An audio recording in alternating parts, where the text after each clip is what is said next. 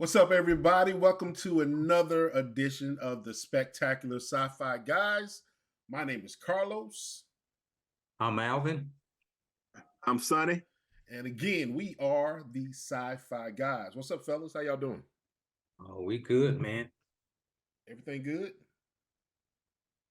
We gotta act like we gotta act like we didn't talk for about an hour before we started recording. So, we just gotta act like we just popped on here and just started recording. Oh man, so we got a lot of good stuff to talk about. We got the new Ant-Man trailer, and got the Loki season 2 rumors, and the Mandalorian trailer, and a few other tidbits that we're gonna have some fun talking about. The Mandalorian. The Mandalorian. That's Sonny's big thing. Yeah, Big Mandalorian. This is the way. Yeah. I'm more on that Ant-Man. That Ant-Man is good. It looks good. Yeah. I have bought me and Alvin's tickets for that. We're gonna go watch it on the 18th. So I locked that in not even 30 minutes ago. So he and I are set. Got some good seats and we're ready to go. So let's go ahead and start.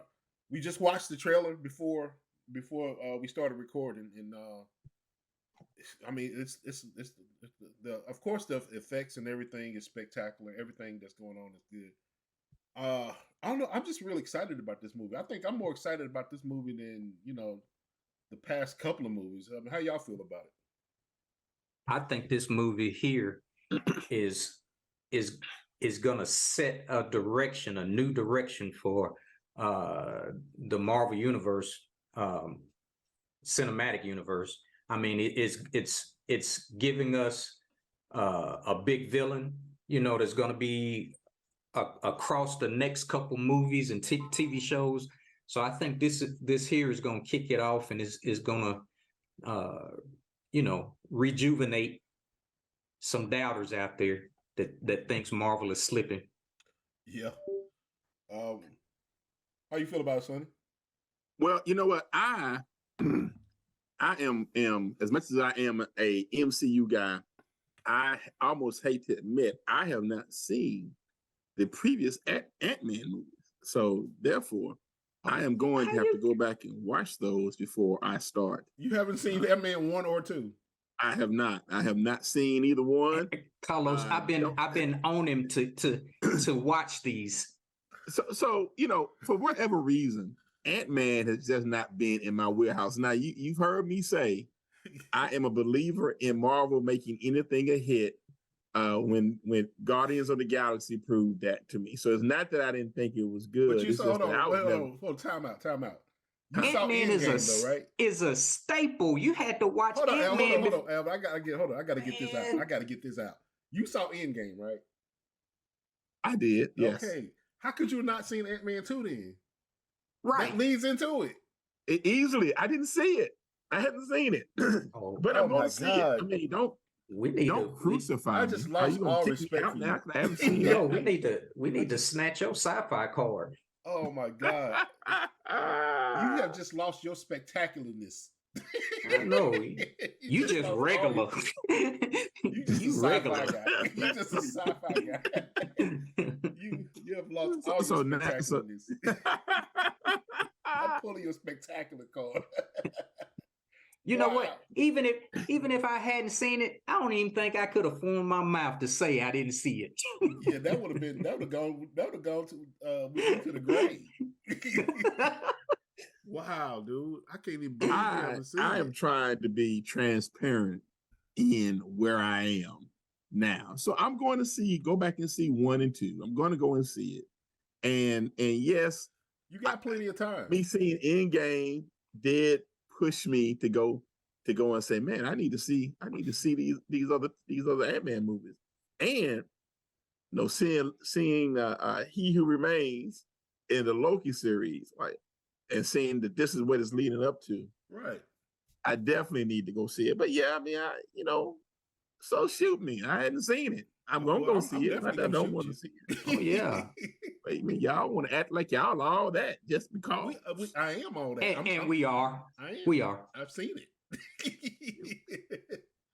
Well, the thing about it is that And what I got to commend Marvel and the directors and the writers on doing, uh, they, and reason that was is so important is because they did a good job um, making all these storylines blend, even though they're different Mhm. titles. They're making all the storylines blend because you never thought in your days and time uh, when they went and got Michelle Pfeiffer, because I'm gonna ruin this for you because I'm gonna talk about it. So I'm gonna ruin the movie for you because you haven't seen it. But You can't ruin it for me. I don't mind spoilers. So well, when they went and that's got fine. Michelle Pfeiffer out of there, um, I forgot his name. Uh, Pim's Mrs. Pim. I forgot her name. But when they went and got her out of the quantum realm,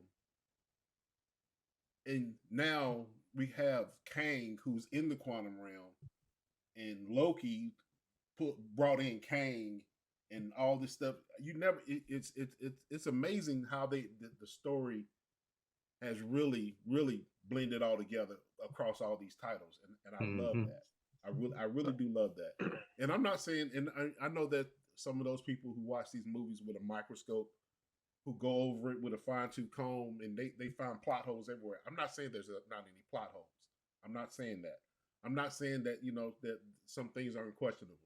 I'm just saying the way the stories blend in together between titles is good. And I think they're really doing some amazing things. I don't think stuff anything has been done on this level before in any other movie. You know what I'm saying? Not even Star Wars. You know what I'm saying? Well, I think Star Wars is getting there with all the titles that they're coming in with. You know what Yeah. I'm saying? And they're learning from Marvel. If even Well, I think the praise should go to Disney yeah, definitely because this is where because all they the own I mean both that's the titles. one They common own both connector titles.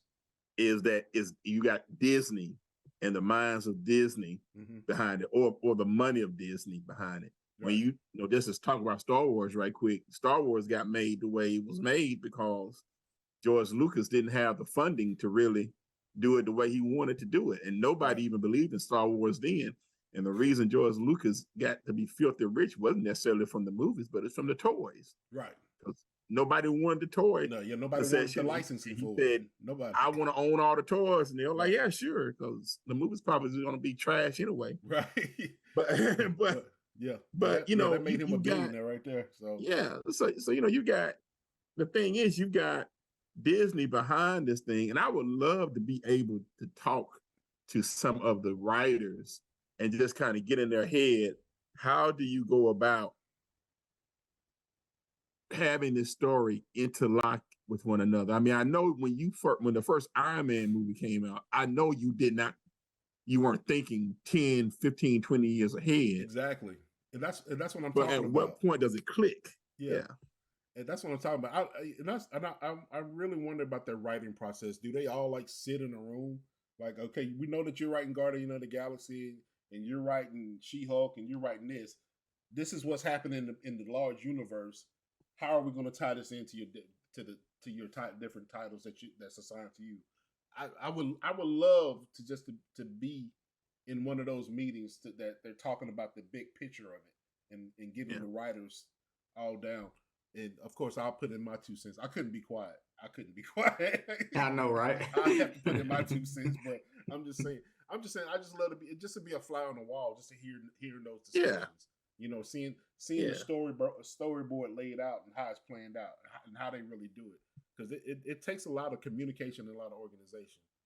Right. Because now we're seeing Adam Warlock. And when did we see Adam Warlock? How many years ago was that? Or were we thinking we were seeing Adam Warlock being created that's at the end of Guardians of the Galaxy 2. At the end of Yeah. that. I mean, and I forgot about him. Oh yeah. But Originally, that whole process is just amazing. When he didn't show up to fight Thanos, Right. I didn't think that they were going to use him. But after watching the Guardians of the Galaxy and you brought in her, I still know as her. I sort of figured you know, the signs was on the wall when you seen the Cocoon. Right. The sign was on the wall. I mean, and for those who don't know, uh, Adam, he was he was the leaders of the heroes in the comic book version of the Infinity Wars. So Adam Warlock, he was the one that organized it all and warned everybody about Thanos and got everybody together and everything. He was the one that led the group. So, you know, for those of us who are fans of the comic, even though Infinity Wars and Endgame was very good, it was kind of strange to not see Adam Warlock in that series, because he was the reason for it. He was the reason essential. Right. He was essential part of it. But again, we have to look at the Marvel cinematic universe as a different universe from the comic book. So from the comic, right? So we have to give them a whole lot of creative allowance. But back to the Ant-Man Wasp Quantum Realm. Everybody was excited to see MODOK. I don't know. I'm reading the comments on, you know, and everybody and people when they saw this a picture of MODOK, who is not the MODOK that we know. It looks like he had I don't know if he's a robot in here or if he just has a shiny mask on or what. But you know, I actually did a little research on it just to get, because I'm not very familiar with MODOK in the comics. I didn't read much about it. Alvin, you're the comic book guy. Did you read about him a lot in the comics? I've read stories with him in it, and to tell you the truth,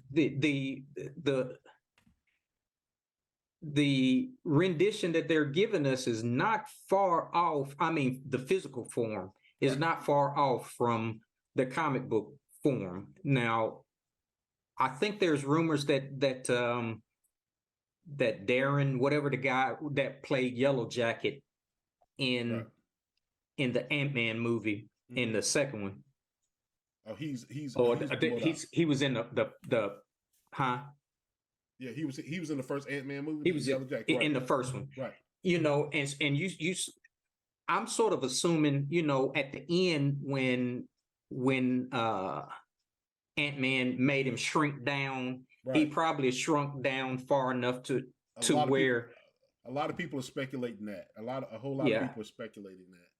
And he is actually going to be MODOK. So, I mean, it makes sense, you know.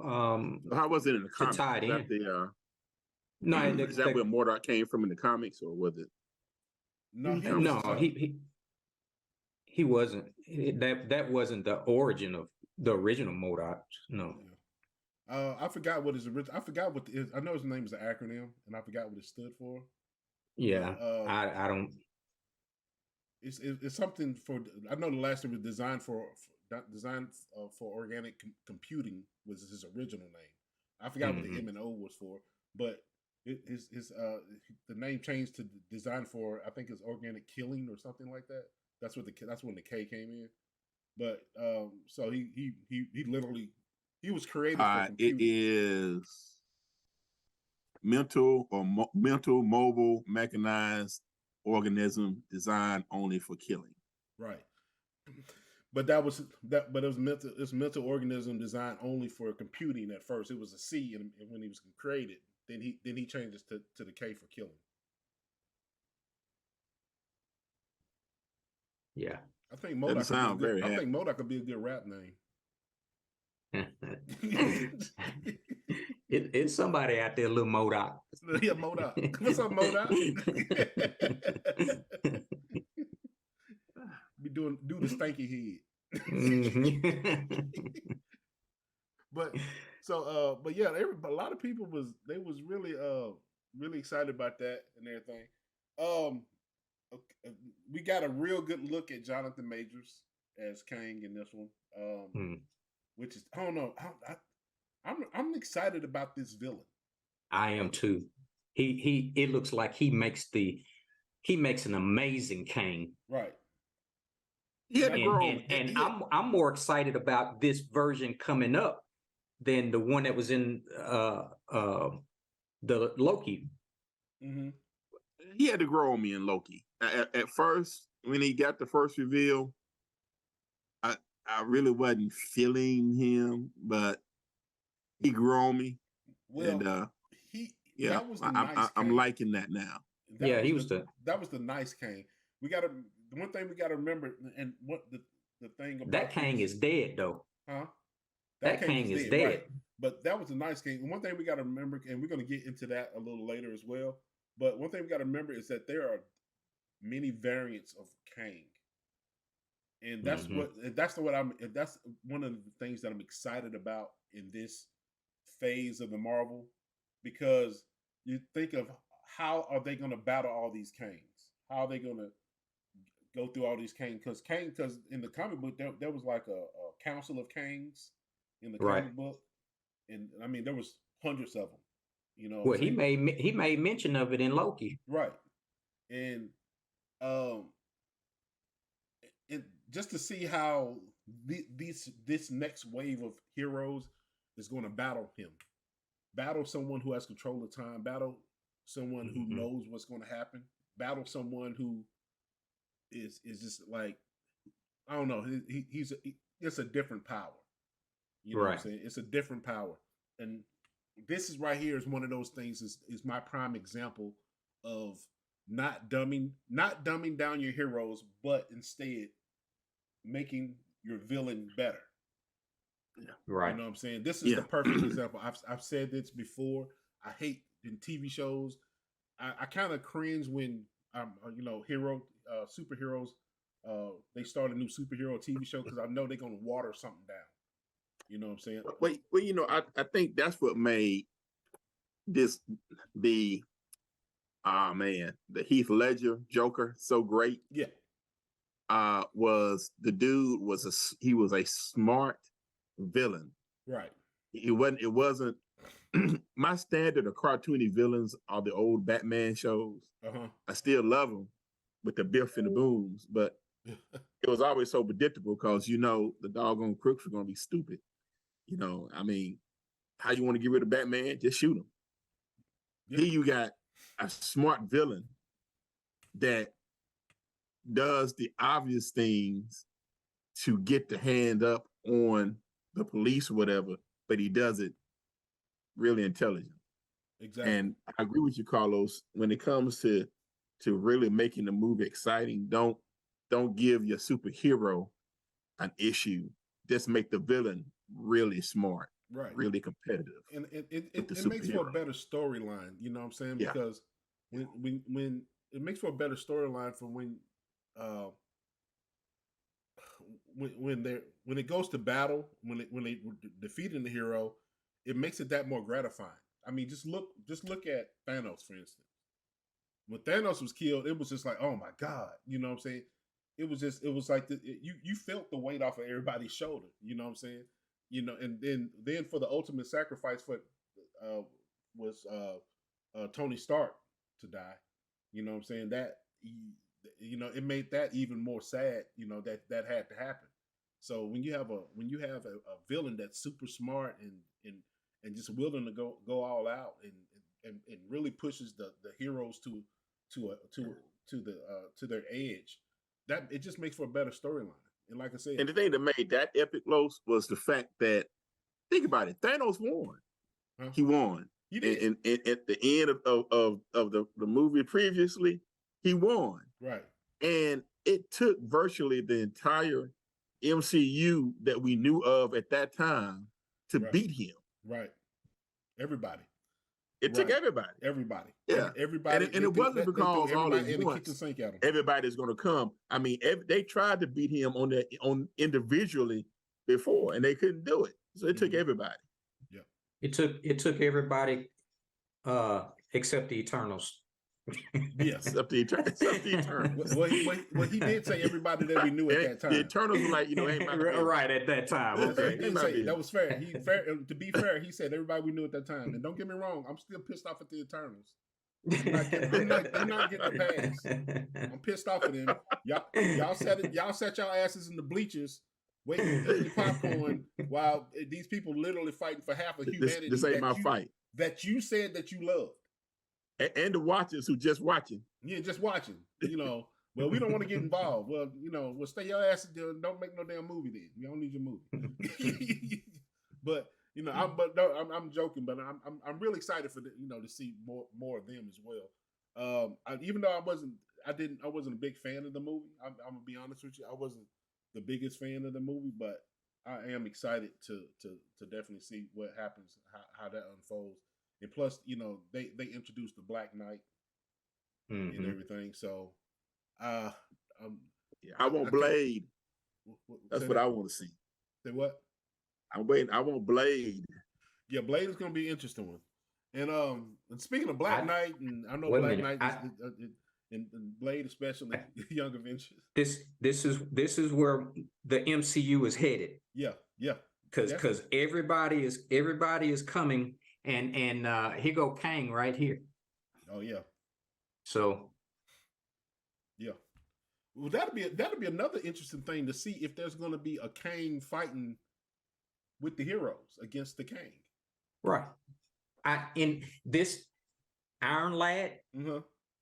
I think can be done now because Kang has made an appearance. So yeah, I think that's like I said, the possibilities of what they're doing is amazing. Because I'm a big lover of the multiverse. Like I said, I really do love it because the possibilities of what you can do is just you really got to push your creativity to the edge, to the max, in order to really do this justice. I'm like I said, there's a million ways you can get it right, and there's also a million ways you can get it wrong. So well, and that's the issue with the DCU. They have missed it. Yeah, because they've had to me. They probably had a better chance at doing this multiverse thing before anybody. They've had stuff out way before Marvel and all that, and so they have missed. This is well, I can't say missed because you could always come back and bring it all back together. I mean, they did. Marvel showed that with Spider-Man, but they have just totally missed the boat on what they could be doing. But I do have to say, you say you haven't seen the Snyder Cut. If you saw, I haven't seen the Snyder Cut yet. But then again, I like Justice League, the regular cut Justice League. I know I was in the minority of that.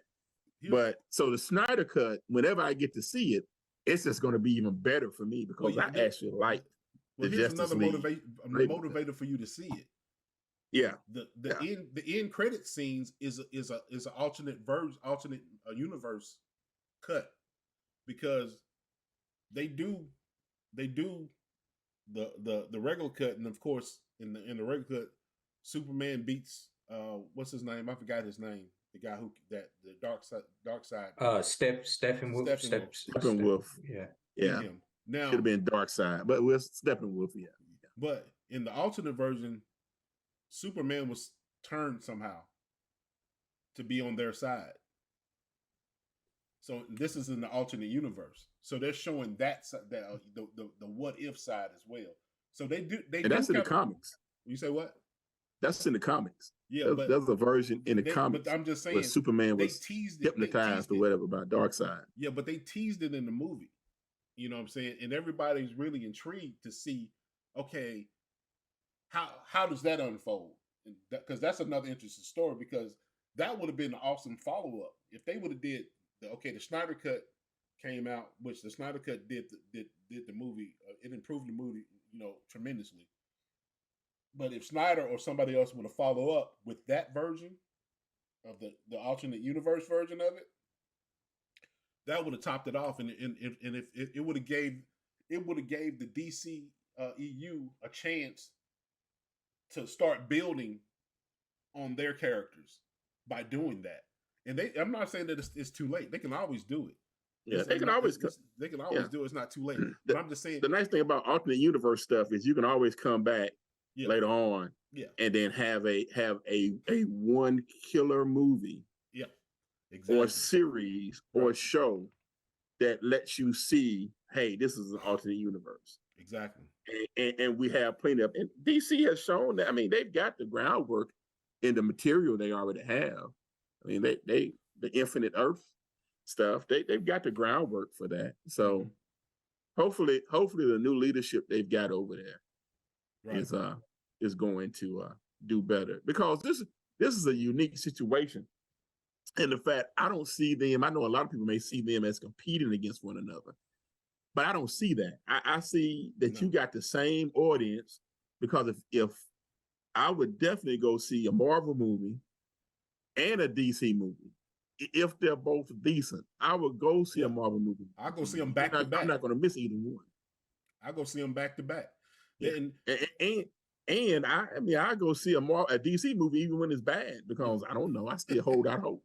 But the thing about it is I totally 1,000% agree with you. It's not a competition. Now we do say, we have said on here before that Marvel is kicking DC's ass in the movies. We are saying that, but only because it's true, because the Marvel movies have really taken off and they've done well, but then the DC movies have not done that well. And I'm talking about just storyline and creativity, whatever. But like I say, if Ant-Man and Wasp Quantum Realm was coming out on the same day as the next Flash movie, I would watch both of them that same day. Yeah. I would definitely go watch both of them. It's not a competition. It's like, and there's no, and honestly, the way that their heroes are built and their storylines and everything, there can't be any competition. There's Marvel can't compete with DC, and the DC can't compete with Marvel. They're two different types of species altogether. They're comic books, and they're heroes, but they're two different types of heroes and comic books. It's just a fact. But the next thing I want to talk about is,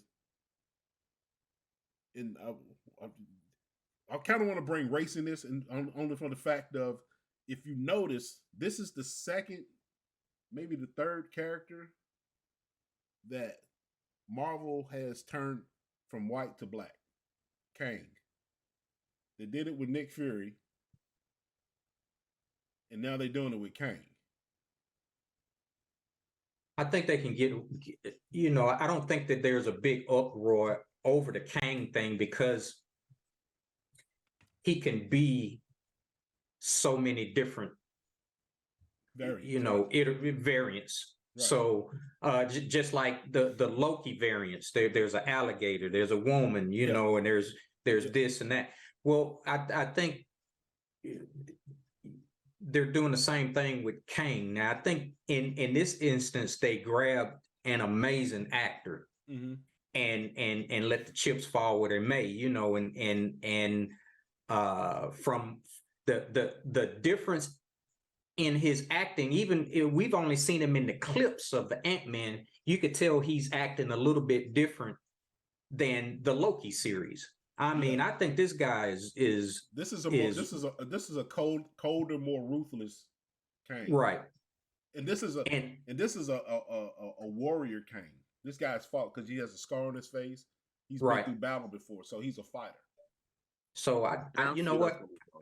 Yeah, he's just by the little bit that we've seen, he seems like he's gonna do an amazing job. Yeah, and like I said, I just bring it to light because it's a lot of talk, because I'm gonna bring it up because you know how there was a big uproar about the Little Mermaid movie. Yeah, that I forgot her name. She's beautiful. She's she's the black girl. She's playing Ariel, and there was a big uproar about it. The people was mad about it, and it's still today I don't understand. And well, the other that was another race change that happened. That's when Michael B. Jordan played in the Fantastic Four. Oh, in the Fantastic Four. We don't talk about that. We don't talk about it. It don't count, but unfortunately, that one made it to the movie, so I got to bring it up. Yeah. They really don't count. Because I don't know that Fantastic Four movie. I love Michael B. Jordan, but I did not agree with that one. I did not agree with that change because um, the Visible Woman and him, they were in Human Torch. They were a biological brother and sister. Yeah, in and the they made him comics, adopted right. in this one. No. She was adopted. What they was adopted brother and sister. Yeah. No matter who's they were not biological brother and sister. So I was like, man, that was a stretch? You know what I'm saying? It was just you might as well make them both black. You know what I'm saying? Just go ahead and make them both black and just I just see. I really don't mind the ethnicity change when the ethnicity makes sense. It makes sense, and it doesn't really affect the character. Like if you say that if you get Robert De Niro to play Martin Luther King in a movie, I'm like, hold up, dude, that don't that don't make sense. No, that's no, you know what I'm saying? That doesn't make no damn sense. You know what I'm saying? That's not how that goes. But when you have a person whose ethnicity, who's a fictional character, right? And they shift races, and that their ethnicity is not tied to their plot. Right. It's not tied to who they are. Then I'm totally fine with that. You know what I'm saying? I don't mind it. It's just like like I said, it just got to make sense. The reason that I brought up the Nick Fury and even the Kane, it's like I was surprised that I never even heard anybody say anything about it. Well, I think it's I think that you had it because he did such a good job in that other show that he did. What was the name of it? What wasn't it on? Because I didn't watch it. I didn't have the channel. What was the show that the guy that did Kane? Oh, the something country. Yeah. I can't call the name of it, but it's in my head now. I know, right? It's in my head now. But go ahead and say I'll look it up. I'm just saying, they said he did such a good job in that right there, and was because of that show that people sort of felt like he could pull that character off, But I don't think that's the only reason. I think too, a Lovecraft Country. I think people Lovecraft Country. Are kind of getting numb to cultural changes like this. For example, I can't agree with that. I can't either, because they pitched a fit over Namor. Yeah. But I think it depends on the race. The first anything has an issue. Whenever we have another African American president, he or she won't catch as much flack as Obama did. I don't agree with that either. Because Obama was I don't agree with that either.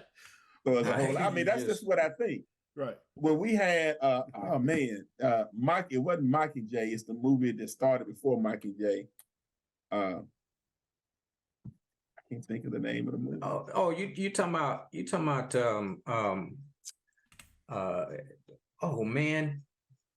killing some Yeah, we bad with movie names, y'all. I'm sorry. My 53-year-old brain. Yeah, what's the name? What movie? Who was in it? Where they mocking Mike and Jay is a follow up to it, but I can't think of the name of what it. Hunger Games. Hunger Games. Hunger Games. Okay. That's it. Okay. I never read the book, so the little black girl that was in there. And even in the book, they didn't necessarily mention her race, from what I understand. Oh, they described her. They described her and her hair and her complexion. Okay. They described her. So, but everybody was in uproar when she turned out to be black. Everybody was just going off. In the book, she was described the way she was described in the book. I would have thought she was black. Oh well, yeah, but they was going off on me. That was only because everybody wants those particular people that was mad at that wanted them to look like her, like them. Right. Had nothing to do with the actual story. And people were saying, did you not read the book? Right. I just think as time goes on, people become numb to the changes and are okay with it. I mean, what's the use? I mean, the characters are cool. I know folks, and I think it changes depending on what nationality you are. So Namor was Latino, or Mexican. So people went off on that because, oh goodness gracious, that wasn't what Namor was. Blah blah blah blah blah. People get used to that over time, and would just move on because he made a darn good Namor. So yeah, I don't know what the big deal was. No, the people were in an uproar a little bit. There were some people in an uproar when Nick Fury turned black, but Marvel embraced all of that because they not only turned Nick Fury black in the movies, in the books, Nick Fury turned black. I mean, it was Samuel L. Jackson. Yeah, I mean, he is still Samuel L. Jackson in the book. Well, the thing so about it, it's I think it's the stuff that idiots, ignorant people, at first want to make a big deal about, right? And then when they realize they're the only one talking about it, and everybody is ignoring them. Yeah, what they need to do is Samuel L. Jackson was Nick Fury in the 616. They need to bring out David Hasselhoff out of the Spider-Verse. Yeah. Well, the thing about it is, and I disagree with people are not sensitive because first of all, the Ariel thing was only a few months ago. It wasn't that long ago. Mm-hmm. When people, the Little Mermaid going from white to black. Also, when this last Star Wars trilogy started, remember they had that black character in there. The first time they showed him, and he used to be, I think he used to be a former stormtrooper and or something like that. Yeah. And people went off about that because because they were all cloned from the same guy. There was no black stormtroopers. So I'm like, so they couldn't have made no changes anywhere. You know what I'm saying? They couldn't have made any changes. So I'm saying, so they, of course, that old movie came out and it went away because the movie was good. And it's just like I know the Little Mermaid movie, when it comes out, it's going to be good and people are not going to be talking about it anymore. It just struck me funny that I know some people complain, but it didn't seem like there was a big uproar about the Nick Fury thing, and there's not a big uproar about the Kang. Well, I think, excuse me, and I think Jonathan Majors. I think when they announced Jonathan Majors because of his last role, I think people were more excited, and then seeing a little snippet in what he did with the Kang version in Loki, it sort of solidified, him being able to pull off the Kang character. And at this point, people act like that. I don't consider them true sci-fi folks. They may like sci-fi, but they're not true sci-fi folks. If you go to any convention and you see how people interact and the diversity between folks and all that, you'll see that people who are truly into this stuff, they don't care about that. I mean, you're gonna have some idiots, some ignorance in everything you do, but overall, people I think the community, silences those other people itself. I mean, that's why you just kind of hear the folks fade to black. When folks start talking about, this character is black, they shouldn't be black, or this shouldn't be that or that, and so I just think it slowly fades out. You have similar things when you talk about cosplay, and that's just people. You see a lot of conventions, people dress up as different superheroes. You'll see a Superman with my body, which is nothing like what Superman looks like. Nothing at all. But guess what? That's what I want. That's what I want to be. And no, I don't have a Superman costume, so don't get that in your head. Plush world. So you say you're not built like Henry Cavill? So what? You saying that you're not built like Henry Cavill? Only in my head. Only in my your head. dreams. Okay. Actually, but you know what? I have the body. I have a six pack. It's just got several layers of fat over it. It's got a keg in front But of it. it's there. It's got a keg in It's front there. of it. It's got a keg in front of it, but it's there. 6-pack in the refrigerator. Well, I mean, well, if you want to be honest with you, this is not the only movie. If you think about the Matrix, that Neo was originally black. Yeah, I heard that he was. Yeah, he was originally. You didn't know? Black. Yep. Well, first of all, the person the lady that wrote the Matrix is black, and it was really a black story, and it was stolen, and she sued and got the rights after they made the movie and everything. She sued and got the rights and everything back. Originally, they had Will Smith that was going to play the Matrix, but he didn't. He thought the concept was stupid. So they went and got he regrets it to this day, and he's kicking himself about that, because if you think about it, Jada Pinkett was in the movie. You know what I'm saying? If when he went on board for the first time, the majority of the crew was black.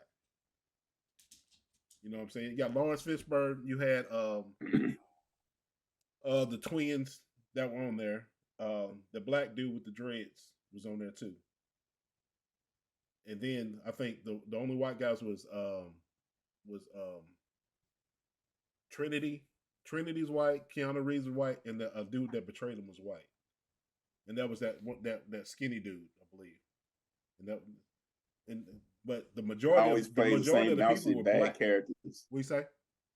He always plays the same mousy bad characters in every movie he plays. So yeah, Neo was originally a black character. And then then of course it was a white switch, but of course nobody complained about that. But a lot of people didn't know about the story in the beginning anyway, so they just thought the movie was the first thing. I didn't know about it either. I just thought the movie was the first thing that came out. So I didn't like the movie. Later on, not any of them. No, I just want to say that I thought we were about to witness you get eaten by a big rat, because I didn't realize your dog was on the couch until it moved just now. And I just thought that we're just gonna see something coming, like just bite your head off.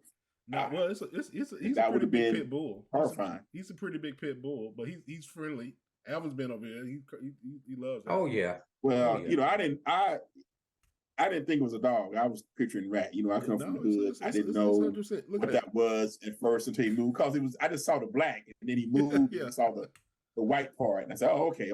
Yeah. No, he's a pretty chill dog, unless somebody knocks at the door, then he raises his head a little bit. But yeah, like I said, I just thought that I was just making an observation. I'm not, of course, like I said in the beginning, you said this before, I'm gonna say it again. We're not the spectacular political guys. We're the sci-fi guys, and it's one of those obvious things that some people are talking about it, but I just had to bring it up because, and another reason I wanted to bring it up, because this is going to be like our first major black villain in the Marvel, in the hero universe, DC or whatever. I mean, they've had Black Manta in the Aquaman, which that's Black Manta. I don't. He's not a major. He's not a major villain. Killmonger. He's not major. Yeah, but I mean, outside of Black Panther, this is going to be like one of the a major black character that's in that universe. And then once I started going down the rabbit hole of that, I was like, hold up, he wasn't originally black. He was originally white. You know what I'm saying? Then I started thinking about all the other characters who were originally white in the comic books who they turned black. And I just don't. The thing that I don't want to happen is just that we just started cramming black people into these roles just to have black people in the role. You know what I'm saying?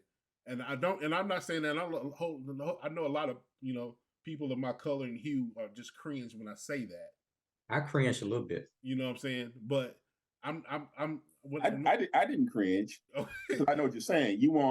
I want the appropriate thing to happen. And again, like I said in the beginning, if their ethnicity is not tied to who the character is, like their background, like Black Panther being black, that his ethnicity is tied to that character. You know what I'm saying? So I'm cool. I'm cool with the different changes. I just don't want I want it to be the right change because I was not cool with as much as I love Michael B. Jordan. I was not cool with that change. Well, let's look at this where it should be. First of all, the Fantastic Four movies are trash, and they're cursed because Marvel hadn't gotten it. Yeah. So I can't even put that on Michael B. Jordan. Let's put it where it needs to be put. No, and I'm not putting it on Michael B. Jordan. I'm definitely putting it on the writers and the directors. I mean, we anytime you start off with a movie that's in its third or fourth version, with the first version or two being a movie that they made, shell, and that you can go look at it on YouTube for free, and it is beyond laughable. That's already a bad sign. Right. So I am so glad that Marvel has this property back now. Right. And I think Michael B. Jordan. I hope the curse is gone. And I think Michael B. Jordan, Human Torch, is a perfect example of just cramming a black person in a role. You know what I'm saying? Because like they changed the whole dynamic of the brother and sister thing. Yeah. You know what I'm saying? To me, it'll been better if they made them both black. You see what I'm saying? If they made Invisible Woman black as well, and I'll be like, okay, I can accept it. If you want to make it cringeworthy, just make it cringeworthy all the way. Yeah. You know what I'm saying? Give them something to exactly. But just they didn't even have to waste their brain cells to figure out how that dynamic was going to work. They could have just either cast an all black, brother and sister, or all white one. Now I have to. How are we going to make this make sense? Yeah, You see what I'm saying? That was stupid. So just make them both black and just move on. And move on. That'd have been good. I mean, the movie would have probably still been horrible because the movie was horrible. Oh yeah, it was horrible. Once again, I mean, my thought frame of when they go to make these Fantastic Four movies, who are the dumbest, unemployable writers we can find? We can spend. We've got all this money for special effects. That's sort of mean because we'll even have some great actors. But let's find the first one and the second one possible. I like the first one and the second one. They were watchable. I like the Green Lantern. It was watchable. Okay, it was watchable. Green Lantern was watchable. Listen. Everything but Doom. I did not. That Dr. Doom, I hated it. I'm sorry. That was not Dr. Doom. That was just I don't know what that was. That was just a man in a metal mask. That dude there seemed like he played it for a made-for-TV television show or something. They made it so that metal was growing out of his skin. Yeah. I mean, they could have done better. And I understand that when you make a superhero movie, the origin story has to change a little bit for the people that maybe are not in the comic books. I get that. I understand it. Whenever I go look at a movie, depending on who I'm going with, I'm having to tell them, well, in the comic books, this is what happened. But that Dr. Doom was terrible. And they could have kept it at least similar to his origin story in the books. Exactly. It would have been easier. Exactly. It would have been interesting. It would have been intriguing. And in some ways, it would have made more sense with the movie. Yeah, he already has a depth background. You don't need to mess with that. You know what I'm saying? It's everything that makes Dr. Doom is already there. You just gotta transfer it to the screen.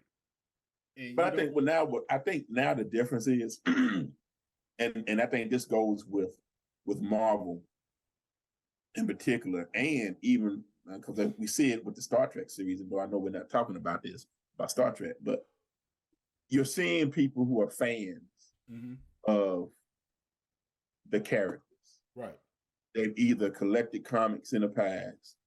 I know with Star Trek, they've got directors now who are fans of Star Trek, who are Trekkies, right? Who've seen the movies, who were fans before they got the job to actually make these episodes. Marvel is doing the same thing. Not everybody is a fan like that, but they've got enough people in key places that they're staying in their lane enough to make the movies interesting and relevant. DC is not doing that, and it shows that they're not doing that. Right. They did it. That if you look at some of the writers and creators of the animated series, some of them did that. They were fans. But when you get to the movies and the things now that the TV shows, it's obvious to me that you got people who are not really fans. The thing, well, I'm gonna say this about it, and this is actually a black character.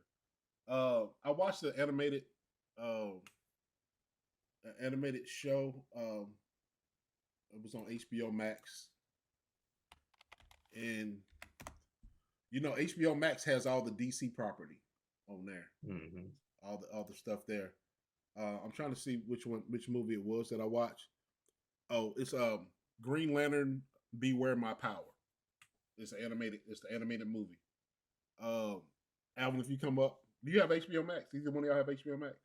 No, I don't. No, it's no. Alvin, I'm at the limit of my streaming purchases. We'll watch it. They're for some reason their animated series, well not series, their animated movies are great. I love the animated movies.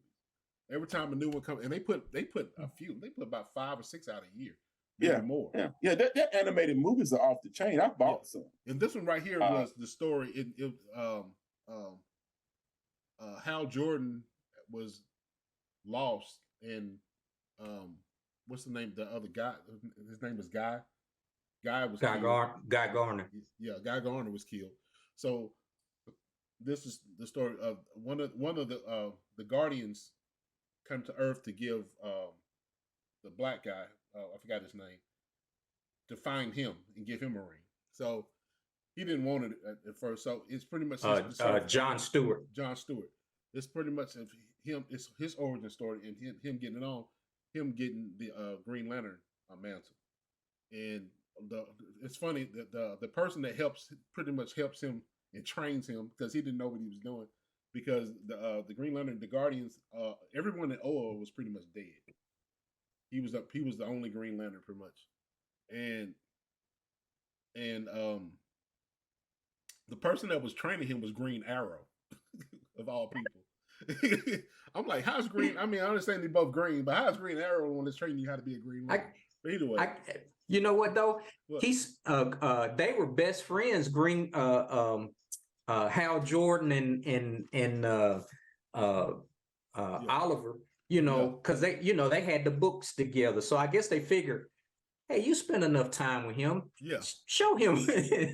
So Green Arrow was that. I'm not gonna get to the plot in case anybody, but y'all go see the movie. But that's another black character. I've just thought about it. Another a black character, the Black Green Lantern. I guess that'll be a good movie. Just a good switch to have those. They're thinking about this next Green Lantern movie is gonna be John Stewart. Yeah. So and they said that the last I heard, it wasn't off the table yet. You know how they scrapped all the other DC movie properties. That one there, to my knowledge, hadn't been scrapped yet. Mm-hmm. So that a lot of people are anticipating John Stewart as playing the next Green Lantern in the movies. Yeah, I think that'd be a good transition. But like I said, but yeah, I'm really excited about this. The Kane coming up and the Ant-Man and the Wasp and everything. This movie is gonna. Of course, I gotta go through look at all the YouTube videos and everybody speculating on what's gonna go on. I've been doing the same thing. I had to pull myself away from that as well. But I watched it. I watched it a couple of them, and there's one guy. His on Screen Crush, the YouTube channel. He's pretty accurate. I've seen them. He's pretty accurate on a lot of stuff. And getting his take on what's going on and everything, I like it. I like how he breaks stuff down as well. So, but yeah, like I said, I'm real intrigued on this, especially the Loki. The Loki series is set to come out this summer. So we're gonna have the the quantum realm. So, and then I don't know. After that, the Guardians of the Galaxy. I don't know if the Guardians of the Galaxy going to be doing anything quantum realm related or Kang related or anything. I think all the movies that's coming up now is going to be moving in that direction. So they're going to have. I think they're all going to be. You know, mean, if it's not necessarily in the movie, maybe the end scenes. Yeah, because everybody's going to be moving toward. It might be the end scene because you know when the second Ant-Man and Wasp, it came in between Infinity Wars and Endgame. It wasn't really much in the movie about it that going on. It was just in that end scene. So right when the family got snapped away and everything. So right. That was the only part in there. So you know, like I said, I'm just intrigued. I'm excited about it. I'm real excited about it because I you know, like I said, I like the possibilities of everything that they have going on. Like I said, I really want to see this Loki series because they are saying that there's going to be a whole lot of Kang variants in it. That to me is that's gonna be a real thing to see because I guess we'll get, with there being so many Kang variants, we'll get a real glimpse of the battles coming up with the young Avengers and the new Avengers or whoever else. We'll get to see you know what type of characters these Kangs will be, right, and everything. So is anything that y'all hoping to see to get out of that? Any explanations or anything that new Loki? Well, I know Secret Wars are coming up, so I'm curious to see how that's going to all get worked in.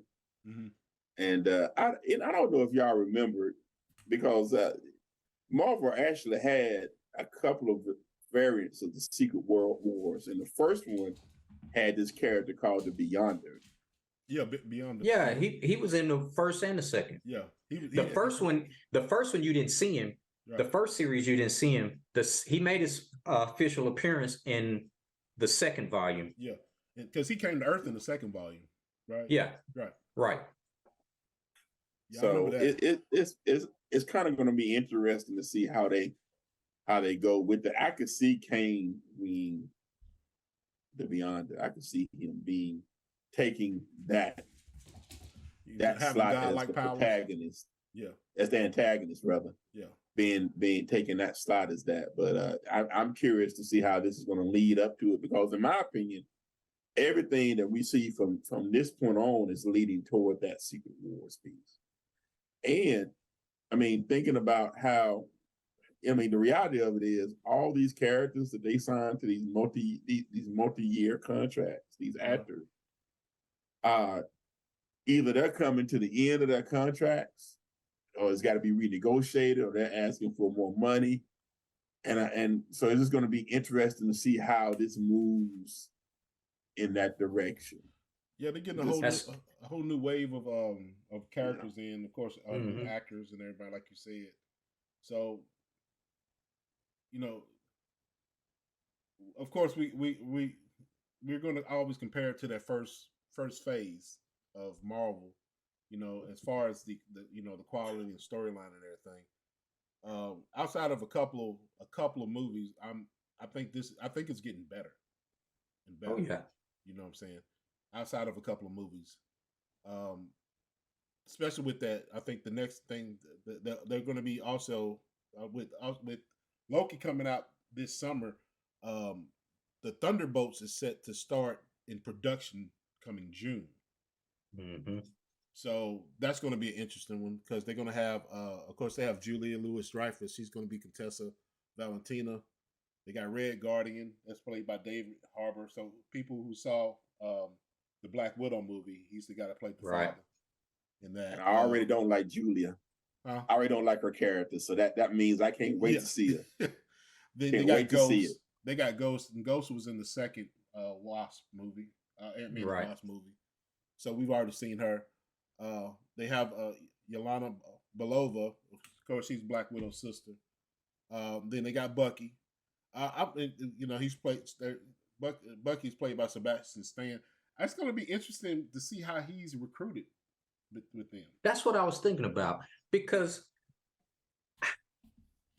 well, because he's already fought U.S. agent. Yeah, you know, and I he don't think has they too much liked him anyway.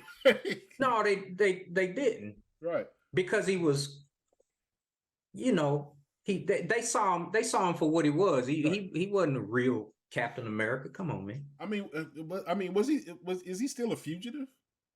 Are they? Who? Bucky. Yeah, Bucky. I don't think he's a fugitive No, anymore. No, he's not a he's not fugitive anymore. Okay. At Because this I'm point, trying to he's not a think, fugitive. because I know Julia Louis Dreyfus character, Valentina. She's going to try to manipulate him somehow, because like she manipulated Yelena to go after Hawkeye. You know what I'm saying? I know she's going to try to manipulate it somewhere, because that's who she is. That's her character. She, you know. Yeah, and she still got that. Yeah, she still has that power. Yeah. Even when we saw that as far as Black Panther, Right. you know, because she's working for the good guys. Mhm. So you know, trust me, what I'm telling you to do is for the good of the people and all that. But Yeah. it's really not, and we haven't really seen what her ulterior motive is yet. So yeah, and I think with the Thunderbolts, to make her we've heard a bad guy, because in Black Panther, I forget the comment, but something about when how she dreams if America had all the nukes or something like that. I mean, she definitely wants power. She's a power hungry. They did a good job of making her the head of CIA in the Black Panther movie, because she played that manipulative villain type person real well, right, and everything, and so they really did a good job of making everybody hate her. So in that way, when the upcoming movies come out, you know, we already hit the ground running with the hate and despise over it and everything, and we want to see what next underhanded thing she's going to do. Yeah. But that's going to be a real plot, just to see how Bucky is going to be down with them. You know what I'm saying? Right. How they gonna bring him into that fold? Because like I said, I don't think you can brainwash him again. I mean, he was brainwashed back, you know, when he was. It's going to be it's going to be some type of leverage or manipulation or something. It's got to be, because him and Falcon, they're close. You know what I'm saying? They're boys. That, you know, so because they come from that, you know, Captain America team. You know what I'm saying? So it'd be some kind of straight up lie. Yeah. Either that, or depending on the type of team. Now she's using, in the comics, they were all villains that were used to do specific jobs in the comics. Now they could play it like this: one of the jobs could be a legit job, but the way some of them go about it is, villainous. Right. And he might join the team because this job needs to be done, and all right, I work with who I got to work with to get the job done. I'm just speculating. I'm not sure. Yeah, but I mean that's one of the fun parts about these movies before they come out. You can speculate what goes on, because we kind of know the characters well already from the comic books and the movie and everything. So we have this. We got this previous roadmap of how they move, so we can kind of predict if you know, in a way, to see, you know, of all the possibilities of how things can go down. You know what I'm saying? But like I said, in this movie right here, like I said, Buck, it's gonna be interesting to see how they get him on the team. Of course, now they got on the Thunderbolts, John Walker, U.S. agent. He's played by Wyatt Russell. And I'm gonna be honest with you, I hated when he the whole time he had that Captain America uniform on. I didn't like him. Right. I did not like him. Right. That whole time, and like from the first moment I saw, I wanted to punch the screen. I just like. I know. I'm like, dude. I felt the same way. I'm like, dude, just take that uniform off. You don't deserve it. Get it off. Because I mean, that Captain America, they did a real good job of crafting Captain America for the screen. They did a real good job. Right. Yeah. So he did not fit that whatsoever. not a single thing. But you know what? That actually goes with the comic, because Yeah, when and I he know, became I know. Captain America in the comic, Yeah, you know, he was hated because he didn't do the Captain America things. right, right. You know, And the fact that they just put somebody else in the uniform was like, I'm like, that's stupid. You don't just put somebody else in it. I don't care who. I don't care how good of a soldier he is. You just don't. You can't replace Steve Rogers. And the only Right. person that can, and the only person that's qualified to pick the next Captain America is Steve Rogers. If Steve Yeah. Rogers picked Falcon, then that's who you need to go with. Period. And I know that's how the storyline has to go, but that's how I felt as Yeah. And I think that was And the whole point of putting dude in the outfit, was to make you right. not like him. Right. I mean, that was the whole point. And it worked. And then it showed Falcon that he needed to take more charge. He needed to become what Steve Rogers wanted him to become. We needed a Captain America. Well, and Steve Rogers chose him. He didn't think he was worthy enough, but he was like, look, ain't no telling who you all gonna put in this suit. I'm gonna take on the role because this guy ain't it. Right. Right. But this is go back to that black thing that I was talking about earlier about the black heroes. Falcon had that thing that most black people have when they get into power or get into how am I going to be perceived by white people? He had that going on, and that voice buzzing in the back of his head, and that's one of the things that talks us out of success a lot of times, because we don't need to be thinking about that. We just need to be thinking about doing the job, because it doesn't matter how other people perceive us. We know if we know what we're doing, we're going to kick ass. Then we're going to represent ourselves well, regardless. I think he had the sidekick syndrome. He's so used to being a sidekick. He's so used to being a sidekick. It was. But when you go through that series, they talked about that. They talked about black people and how they talked about that. Well, that's how they brought in Isaiah Bradley, the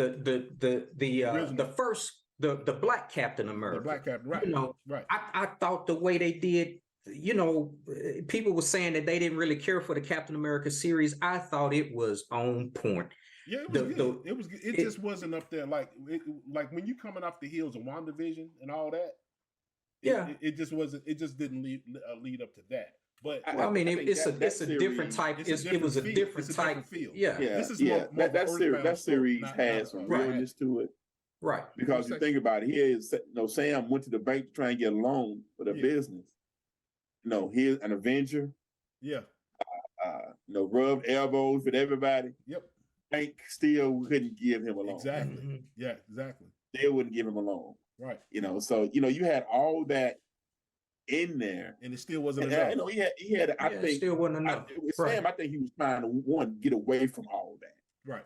Because it was enough excitement for him. Mm-hmm. He wanted to get away from that and just really dip his toe in it when he could.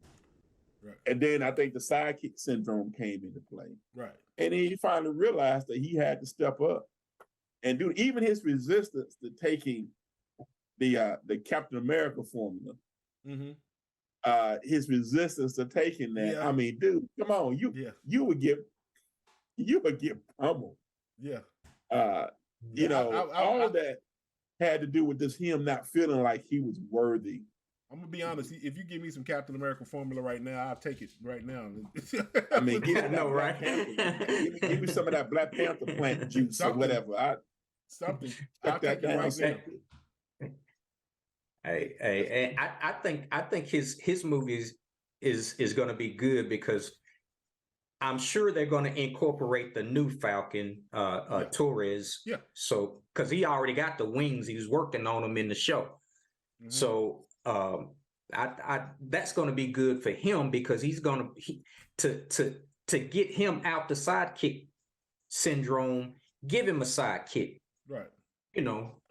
Help protect him. Help him do right. Good. That's going to be really good. Yeah, that'd be real good. And of course, but I want to say, as much as I hated John Walker being Captain America, when he put on that U.S. agent outfit at the end, I loved it. Yeah, I loved it. Yeah, I cheered. Yeah, I said, okay, yeah, okay, that's who you are. That's who you need That's to who be you are. right. And I understand. Don't get me wrong. When they first showed him beat Captain America, I knew that they was going in that route. Right. You know what I'm saying? So it's not like I was oblivious to it, but it just and again, it goes to the story writing. They make you hate this thing so you'll love this other thing more. Mm-hmm. You know what I'm saying? So they did a good job of that. Now then you have Olga Kurylenko, who's playing Taskmaster. Now we talked about race switch. Now we did a gender switch on this one right here. So now we got the female Taskmaster, which and she made her debut in Black Widow. Black Widow. And I think she did that was a damn good. They should have showed more of it though. I didn't get enough of it. Yeah, I think they dropped the ball. That movie could have been much better but I could see what they were doing. They had to defeat her, and she's gonna come back, in the Thunderbolts, and they're gonna have to reprogram her and all this kind of stuff, or break her down, because the last we saw of her, that guy didn't he have control over her? Right. But they broke that control at the end of the movie, though. At the end of the movie, right? So, I want to see. I know she mimicked, the fighting style, right? And that was the power in the comic. Also, Taskmaster mimics whomever he's fighting. He picks up those skills, to those combat skills. Right. So that's fight pattern and all that. Right. But that's another thing about that. Captain America has that same ability as well. Captain America has that same ability as well. And I think he's just I think Captain America is just a good fighter, and his never give up. So, and he's probably trained in so many, combat situations. Well, he does. He's trained because he picks it up quick. When that serum doesn't just enhance him physically, it also enhances him mentally. Made him smarter, think quicker. He has a more strategic mind. He picks up patterns quicker, and he picks up just like fight patterns and everything. He's able to switch. And he was able to learn martial arts, because if you look at the first movie, and the way he fought in the first movie to then he fought totally different in the second one. Which one was it? At Black Widow, Civil War. In Civil War, he did more up to date martial arts in that one and everything. So he's able to pick up fighting patterns and everything quick and everything, and learn fighting styles in a very short time. Everything. Now I'm not saying he's just as good. I don't know if he's just as good as Taskmaster. Did him and Taskmaster fight in the comic book? Yeah, in the Avengers. Okay. Taskmaster's first appearance was the Avengers. Okay. And he fought the whole Avengers. That's definitely a task there. So yeah. But yeah, so I'm excited to see the Thunderbolt series and see how that's going to come out. That's going to be something really exciting. Also, I hope they incorporate. And I know you're going to be bringing this up, but the Red Hulk was part of the Thunderbolts. Yeah, it's Thunderbolt Ross. Yeah, Thunderbolt Ross. Yeah. He was the one that I think in the comics, formed the team because they were going after the Incredible Hulk. So they were talking about Harrison Ford playing Thunderbolt Ross. Mm-hmm. Okay, which is good. I don't think there's no one that hates Harrison Ford. Harrison Ford, no. But I mean, he is the Star Wars man. So hey, that's what Disney said. Oh my God, this other actors died. Who do we got on contract already?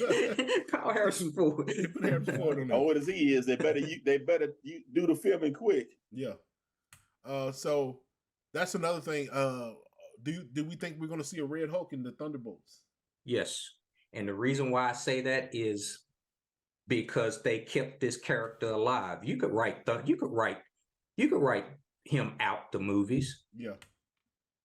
And to want to go after an actor so we can revive this role means there's something you're about to do with this character. You're about to do something right big. Especially because if you already got Julia Dreyfus, you don't need him. She's already putting the team together. Right.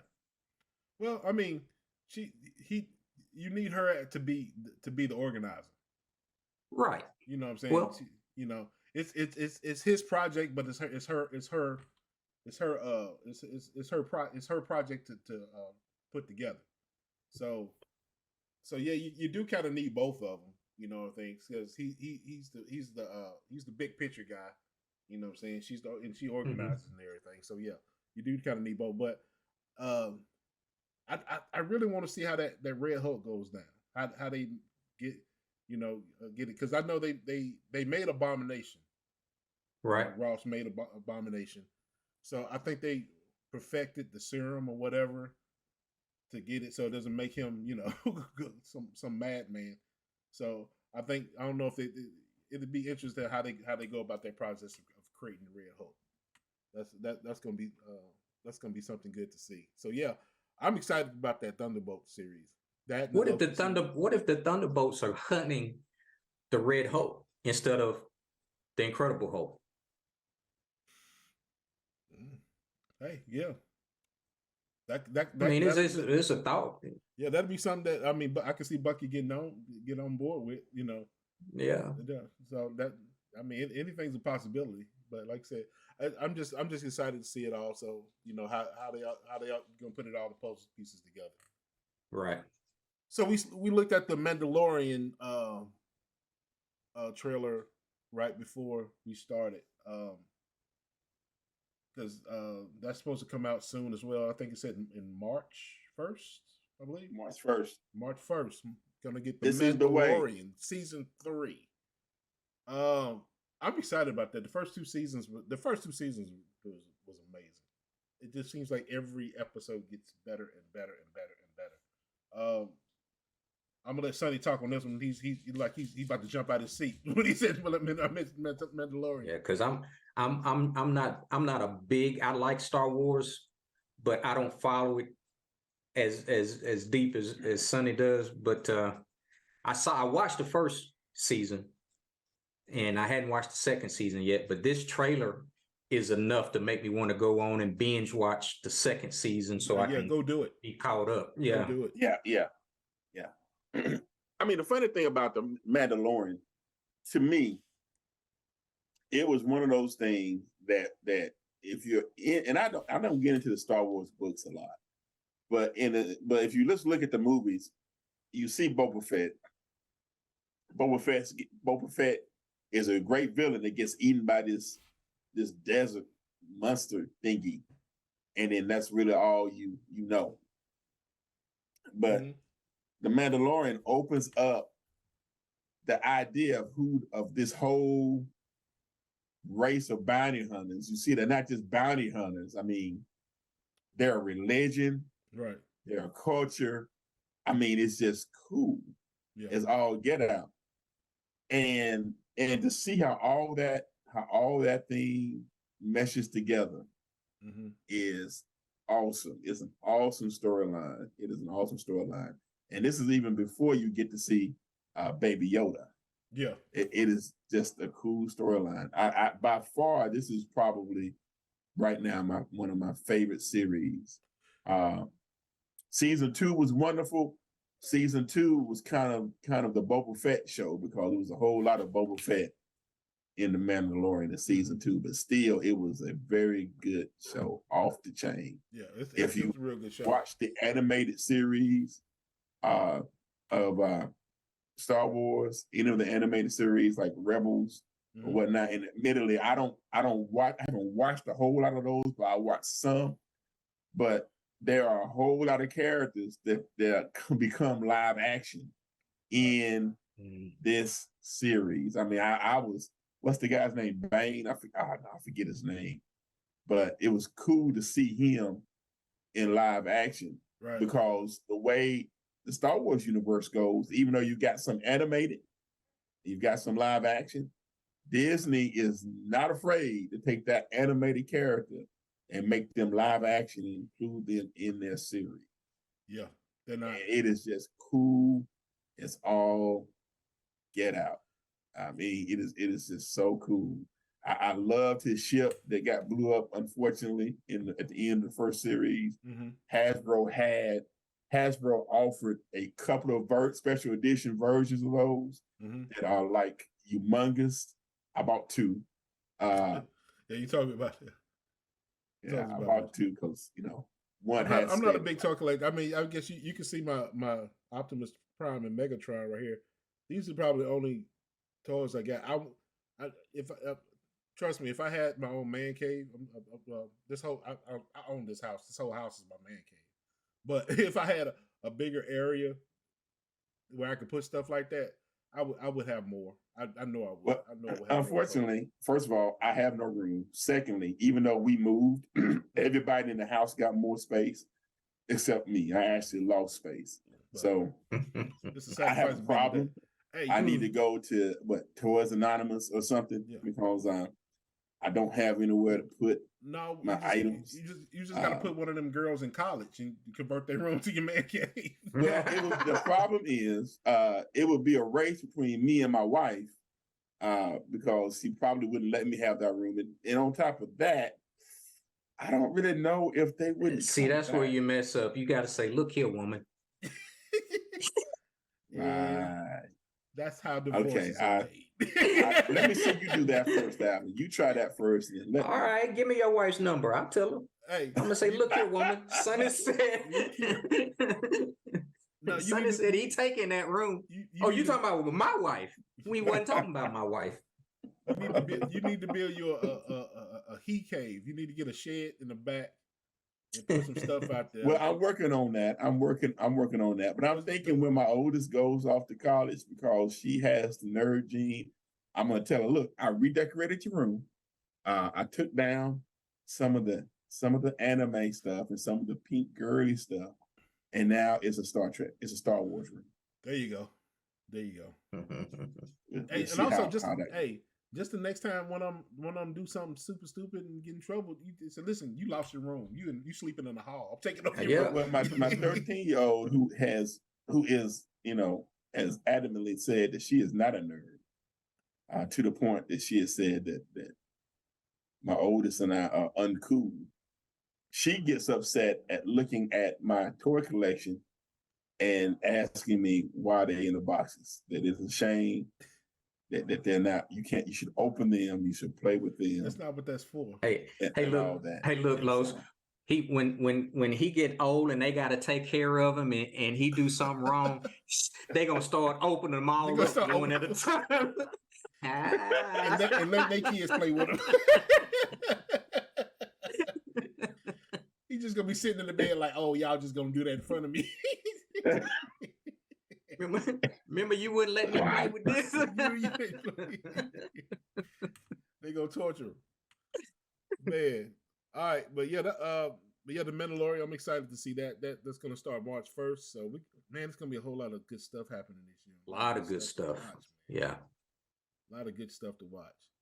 Okay, the next topic. This is something I've been thinking on for a little while.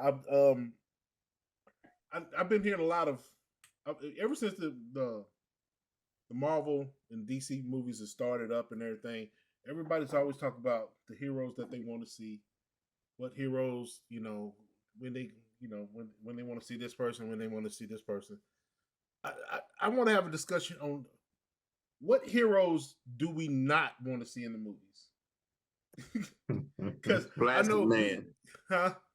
Plastic Man. I agree with that. That's good. That's a good start. I do not want to see a Plastic Man in the movie. I mean, you got Mr. Fantastic, which is the Marvel's Plastic Man. You know what I'm saying? But he's just much smarter and everything, and he does a lot more than in the stretch and everything.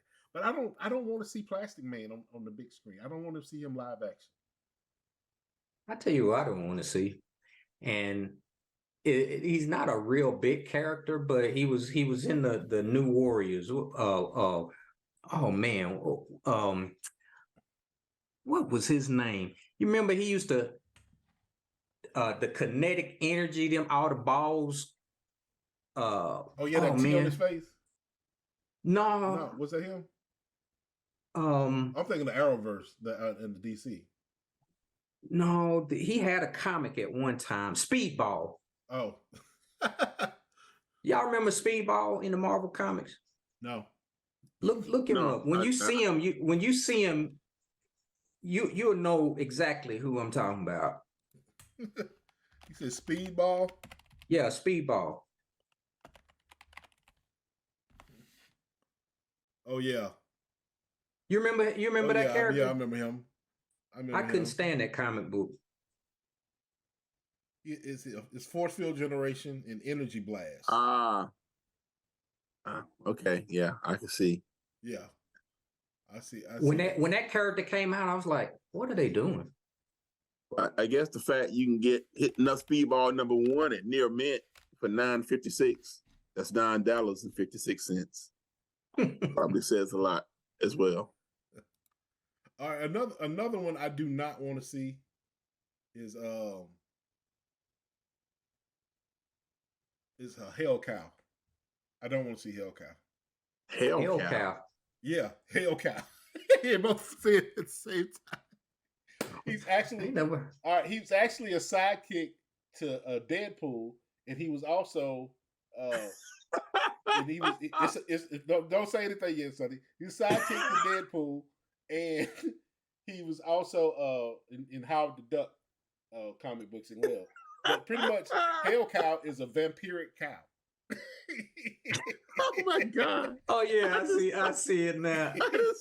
I do not want to see that. I don't want to see it. Ooh, hey, that's gotta be some tough beef. That would be pretty funny though, I guess. Yeah, Oh my goodness!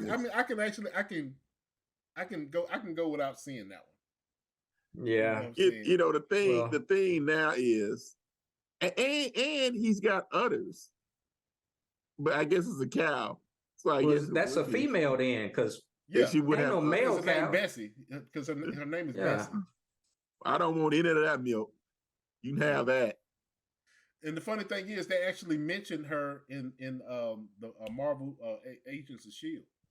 They actually they didn't show it; they just mentioned her. Huh.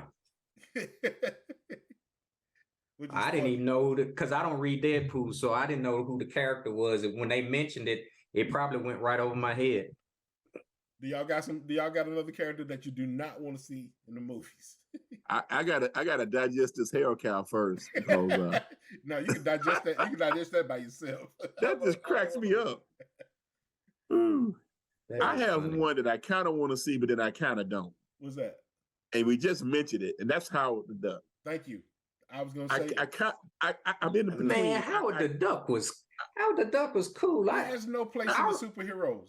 I'm fascinated by Howard the Duck, but then he's a detective. What do you mean he don't have a place in the? You gonna detect? You gonna detect Kane coming at him with a gun? What? I don't know. I mean, the comics. I thought the comics were funny and cool at the time when they came out in the late '70s. Nah, I used to own the Howard the Duck, the first run.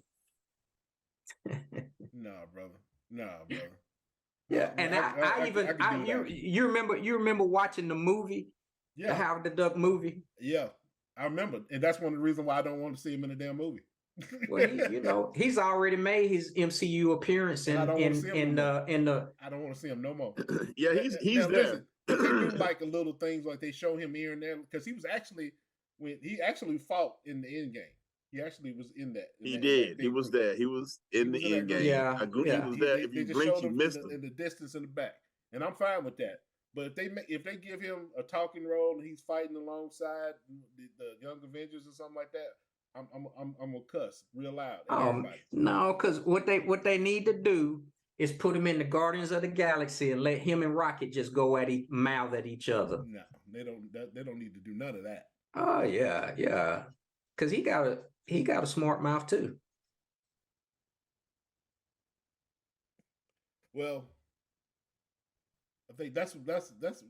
I mean, we know that Marvel has a bunch of bad, but a couple more that I don't want to see. I don't want to see. I don't want to see the Wonder Twins. You know that they were making a Wonder Twins movie. The Wonder Twins comic issue number 1 had shot up because the rumor was that they were either doing a TV show or a movie. I didn't know if you knew. I didn't know if you knew that they made a Wonder. I think they did a 12-issue series of the Wonder Twins, and that issue number 1 started to go up when they put the spec news out there, and I thought it was dumb to do that. But I remember them using the Wonder Twins in Smallville. Did you all watch that episode? I think I saw it, but I think what ruined me and the younger people don't have this to this point of reference is the Justice League cartoons. When Jace always turned to a bucket of water. Bucket of water. Yeah. I think that ruined me. I'm like, I don't need to see you, dude. I don't need to see you. I don't need to see you turn into a bucket of water. I wouldn't even want that to be an Easter egg. I wouldn't even want him to turn into a bucket of water just to give me any nostalgia, because I just always thought they were stupid. Whatever happened to Jan and what was the two there with the dog that before the Wonder Twins came? Yeah. They were just their mascots. They didn't do nothing. So let me tell you who I don't want to see. Let me tell you who I don't want to see. I don't want to see the Legion of Doom or their headquarters. Because the big Darth Vader helmet. Yes, every time that thing rose out the water, I kept thinking it was Darth Vader. Vader. All right, listen. They had Brainiac in there, man. Okay. Come on, you gotta have Brainiac. I don't want to see the Legion of Doom together. You gotta have Brainiac. I'm fine with Solomon Grundy, man. That was Legion of Doom was a cool villain team. Come on, okay, well, don't give me the head. What was the Cheetah? Scarecrow. I mean, they had a. I'm gonna tell you. I don't want to see is what's the name? Apache Chief. Apache Chief. Neck chalk. I don't want to see that. I don't want to see it. Well, that could be considered a racist comment. I know. But then again, Apache Chief himself could be considered racist. Which is another good reason why I don't want to see it. I used to like watching. I used to like when he was on the show because that was at a time you didn't see a whole lot of different. Yeah, I didn't need that though. I didn't need that type of different. Well, for what at the time for what it was, that was a great addition because you didn't see a lot of diversity, and that was that was as diverse as you were going to get, and you were actually coming off a time where Native Americans were seen, being a bad guy all the time. So that was a good bit of diversity because they hadn't gotten the fact that they can put black folks and stuff yet. So yeah, at the time it was good. Yeah, but I don't need to see that. It was good. I meant, but there's just certain characters I didn't need to see. I just didn't need to see. Which one the character where it was the Asian guy he was the bottom of him was a tornado or something? No, that was the Red Tornado. He wasn't Asian. He was a robot. What was the Asian guy in there. I don't know I can't remember his name, but didn't he turn invisible or something? The Red Tornado was the one that or maybe they switched it up for the TV show and he had that power. The Red Tornado has that power in the thing, and he was a robot. I don't want to see the Falcon. Was that his name? The Falcon had the robot dog. Oh, Blue Falcon. Blue Falcon. I don't know if I want to see him. And Wonder Mutt. Wonder Mutt, yeah. Don't know if I want to necessarily see him. Well, I don't think they be making their way no time soon. Because I don't even know if they still owned by.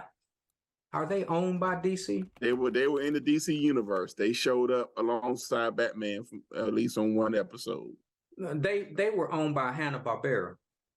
Okay. They just must have allowed. Well, for a while they both were owned by Warner Brothers. So that's probably why they got to be, mixed up, I guess. Yeah, so, Super Friends. I'm trying to find the list of all the characters in there, but yeah, but I think we hit on some good ones because, like I said, Plastic Man is somebody I don't want to see. I don't need to see him. Yeah, we don't need to see that. Yeah, I don't need to see him live action at all. And when me being in the comic book realm, everybody have it. You can see it on eBay. They'll have a first appearance of some little wacky character, and they're like, could make an appearance in the MCU, and they do that to sell books. I know they do, but you can't people spec on every character, that's ever been created, and I'm like, no, they don't need to be in the movies. Yeah, it was Samurai. Samurai. Yeah. Didn't he was the Asian guy. What was his power? In addition to controlling wind, Samurai can also call upon other abilities he learned during his years of training in ancient art. He invokes them by speaking a phrase in Japanese.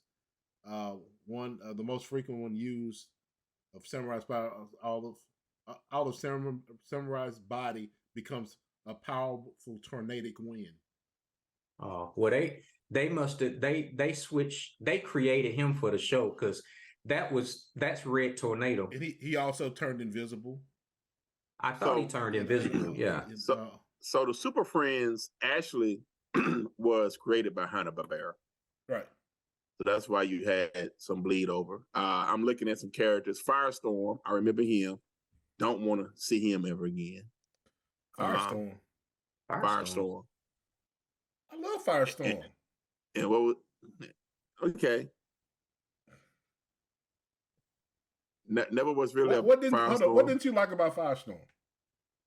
Well, I guess because I'm kind of I kind of lean more toward the MCU. It just, why copy the torch? Why not? It's cool. Because that even Marvel do it. You had Nova and who had the flame powers, and then you had the 4 or 5, at least 3 that I know of Human Torches. You had the original Human Torch, who was a robot. Matter of fact, he was in that. I think in the Captain America they had him in that dome thing. He was just standing up. He was the original Human Torch. Like I said, was a robot. And then when he was with the Invaders, he had a sidekick, which I never understood this. Both of them had the same power. Toro could flame just like the Human Torch. And so you'd had both of them flying around. You got 2 torches essentially on one team. Yeah. I guess 2 torches are better than 1. I guess so. I reckon. Who else did you say? Let me see, Black Vulcan. Y'all remember him? Yeah, Black Vulcan. Yeah. Oh Black yeah. Vulcan, by the way, who else is? the two people that were before the Wonder Twins were Wendy Harris and Marvin White, and they had Wendy and Marvin and Wonder Dog, and then they couldn't even give them a pardon show. Hey, we don't need y'all no more. We just got rolled off. And I say Jan and Jace, but it was really Zan. It was Zan and Jaina. Jaina, right? So El Dorado with Gleek. The monkey was Gleek. Yeah. El Dorado was another character. He was a Mexican superhero. Yeah, El Dorado. Yeah, I was reading his as well. Yeah, they just had a few Just some off brand characters, man. This is like I said, I just didn't. I Off need to see brand. some of these people, huh? I was laughing. You said off-brand characters. Yeah, they wasn't about nothing. No. Now you end up, Guardians of the Galaxy was off brand. They were, and they were Nah, off-brand. they was good though. Well, I mean, they they were became what I good. call third-tier comic characters. Yeah, I mean, most people, if this you went to you rendition knew wasn't- Iron Man was in the comic. You knew Iron Man had a comic. You knew Batman had a comic. You knew that Thor was a comic book character. Guardian of the Galaxy, nobody knew who they were. Unless you were in the know of comics. You had no clue who they were. But you went because Marvel made it. I mean, I would have bet my money that Guardians of the Galaxy would have been Marvel's first failure. And I was happily wrong. Yeah. Man, they had, and they all also they had some of these people dressing weird, man. Like it was the 70s and 80s, and they just had them dressing weird. Like Black Vulcan, he pretty much he got on like a speedo, kind of like it's like I don't know. But you know what? That was like back in the day when Saturday morning meant cartoons, and I was happy to watch it. Yeah, I mean back then it was cool, but I'm looking at like Samurai and Black Vulcan. They pretty much got on the same type. They look like wrestlers. They dress like wrestlers. Yeah. I put the picture up for people to see because I'm not gonna share my screen right now. But they're just like it's like Apache Chief. Yeah, Apache Chief, Black Vulcan, Samurai, and El Dorado. Which you have Apache Chief who's Native American, Black Vulcan is black, Samurai Asian, and El Dorado who's Mexican.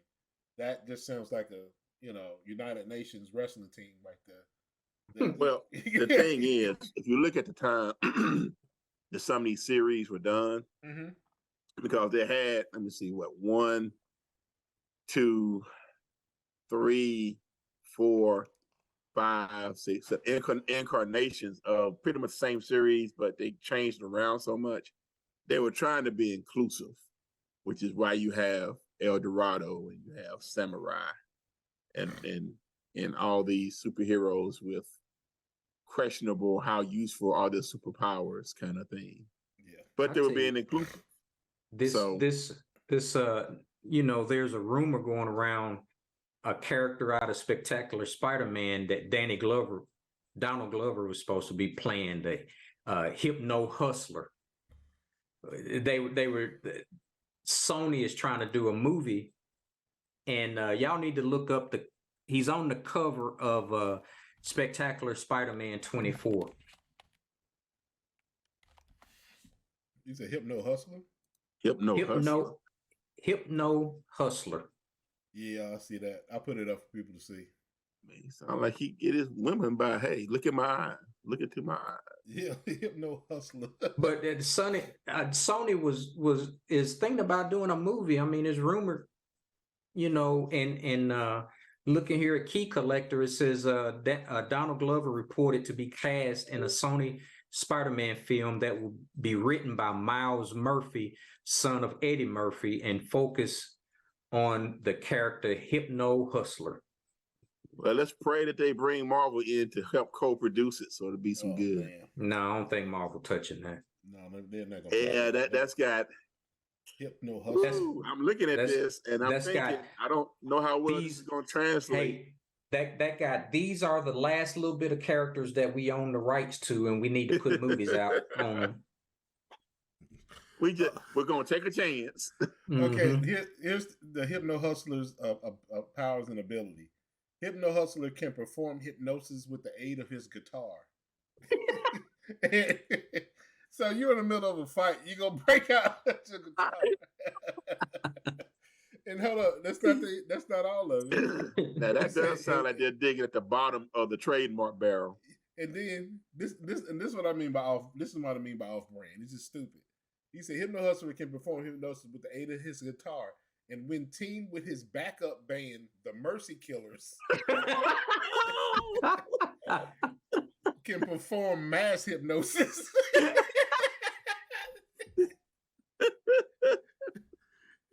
Hold up. That's not all.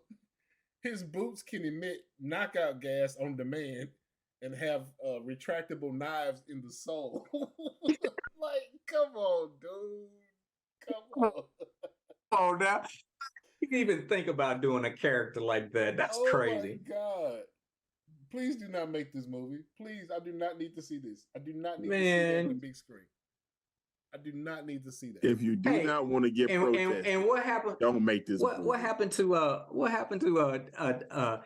how Donald Glover gonna agree to? He looked at that script and said, "That sounds like a good idea." Oh my God! I have to put this. I have to show y'all this. I have to show this to you because this is Donald Glover right here. I have to show this to you. That just shouldn't happen. That just shouldn't happen. I'm sorry. That's crazy. That's something that should not happen. I'll put that up for everybody. I'm sorry. That's just something that should not happen. Yeah, they talking about it. Hey. Oh my God. Like I say no. Like I said, that might be the last couple of characters that they own the rights to. Say, hey, let's use him. We're gonna make him a household name. Hey, he was page 95 in the book. The hypno my Lord. Of all the characters, I would rather see Plastic Man before that.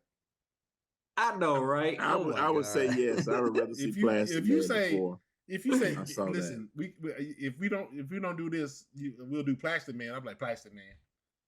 Because I think Plastic Man would be an excellent choice. I would feel highly offended and insulted otherwise. But yeah, that's our list of people or characters that we do not want to see in the big screen in the movies. Do not keep them away from our Marvel movies and our DC movies, please. If you want to see those, then make you a fan fiction movie and keep it off the big screen. We don't need them. We don't need Howard the Duck. Alvin disagreed with that. Oh, we need Howard the Duck. We don't need we need Howard the Duck. We don't need that. He's in the way. You might as well say, okay, if technically I think Marvel also does Transformers. So, do you want to see Optimus Prime and Kane go at it? Yeah, well, but I mean, they don't own. They don't own Marvel. Hasbro won't let you do that. Yeah, Hasbro they don't own. It's published by them. I'm saying it's just published by them. Technically, they're in the Marvel family. Hey, you think that's dumb? They have a Transformer My Little Pony comic book out, and I didn't read it. That does not justify anything. I'm just saying. I mean, it's crazier. It's crazier things out there. And I think Marvel also publishes G.I. Joe. Not anymore. There are Transformer crossovers with G.I. Joe. There's actually a special edition toy that had a Transformer tank, his tank, that had the Baroness with it. That no, I did not purchase it. You want Kang and Cobra Commander tag teaming the Avengers? That's what you want? Hey, no, not necessarily. I want anybody at their disposal to be thrown at them. Lord Jesus, I don't want none of that. Keep all those badass ideas away from my damn Marvel universe. Keep them away. Howard the Duck included. He is useless. Man, he's a detective. He's a private eye. Let's detect his ass another movie. Keep him away. Put him and Batman in a movie. They can detect something together. I don't need that. But yeah, that's our. I guess that's our list. We could have come up with some more. We got off on a little tangent, but yeah, we could have come up with some more. But I think those are the top ones. Those are the top ones. Album. Let's go for comic books, man. This is your time to shine. What comic books are hot? This week here, I know we got the Daredevil series about to come up, and this is a character that they're talking about using in the Daredevil movie. The White Tiger, and that book there is been going up since the rumor started. But that's with everything. Every time they start a rumor, then it makes the comics go up. But this particular iteration of the White Tiger is Del Toro, Angela Del Toro, and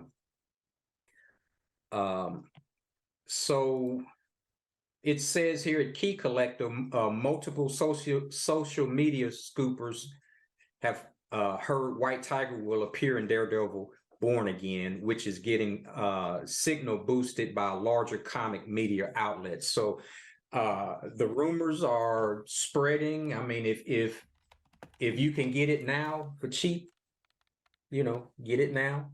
Like I said, I think that Young Avengers comic that I showed earlier is probably a hot commodity now, because everybody in that group is making an appearance, or have made an appearance in the Marvel Universe. Not all of them, but the majority of them. So that is a good spec. And then get ready for, and I'm excited about this because she's one of my favorite characters. Well, I'm going to show two books here. Let's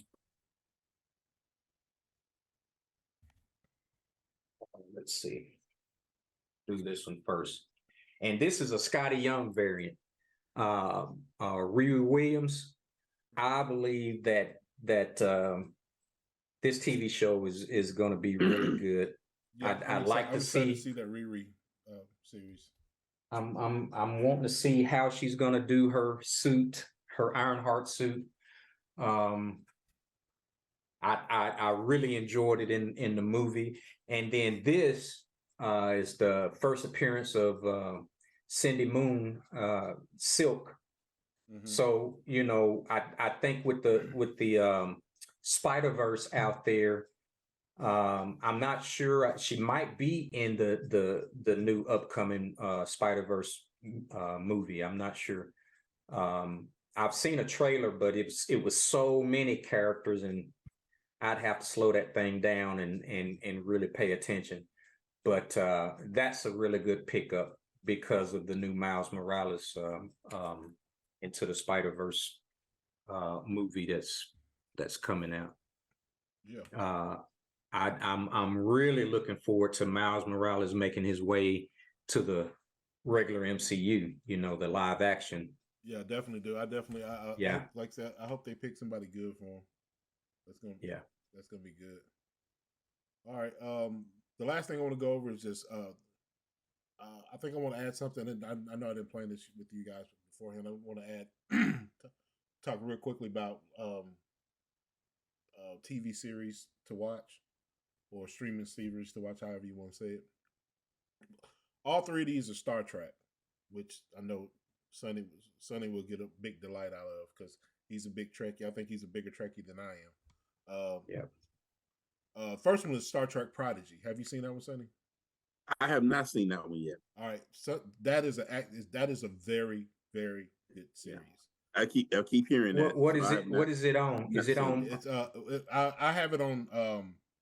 Is it on Paramount? It's Paramount Plus. I got Paramount. Okay. Yeah. Pretty much. Star Trek Prodigy is about some people that's held on this mining held as slaves on this mining planet, and it's some teenagers, and they don't know what they're looking for, and then they stumble on a starship, right, from the The Federation. Yeah, the Federation. My mind just went blank for some reason. I had a thought going in my mind.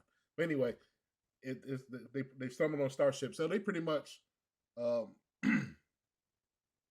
get get on board of it to escape.